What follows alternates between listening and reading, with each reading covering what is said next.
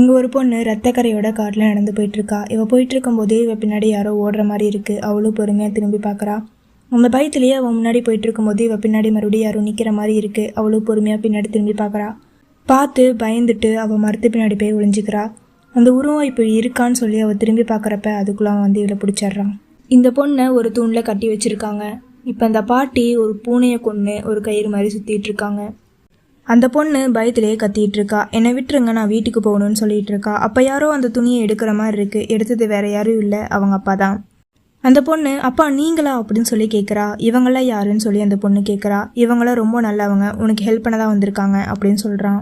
என்னப்பா சொல்கிறீங்க, அம்மா எங்கே அப்படின்னு சொல்லி அந்த பொண்ணு கேட்குறா. உனக்கு தெரியாதா, நீதானே உங்கள் அம்மாவை கொன்ன அப்படின்னு சொல்லி அவங்க அப்பா சொல்கிறாரு. நான் சொல்கிற மாதிரி செய், அப்போ தான் அந்த பொண்ணோட ஆத்மா சாந்தி அடையும் அந்த கிழவி சொல்கிறா. அப்பா நான் உங்கள் பொண்ணுப்பா அப்படின்னு சொல்லி அந்த பொண்ணு சொல்கிறா. இவனும் அதை காதில் வாங்கிக்காம ஒரு தீப்பெட்டி எடுத்து பற்ற வச்சிட்ருக்கா. பற்ற வச்சிட்டு இருக்கும்போதே அந்த பொண்ணோட உடம்புலேருந்து ஒரு ஆவி வந்து நான் உன் ஒய்ஃபை கொன்ன மாதிரி உன்னையும் வந்து கொல்லுவேன் அப்படின்னு சொல்லி பயமுறுத்திட்டு இருக்கா. அவன் எதுவுமே காதில் வாங்கிக்காம அவன் ஒரு துப்பாக்கி எடுத்து அவன் நெத்திலேயே சுட்டுறான்.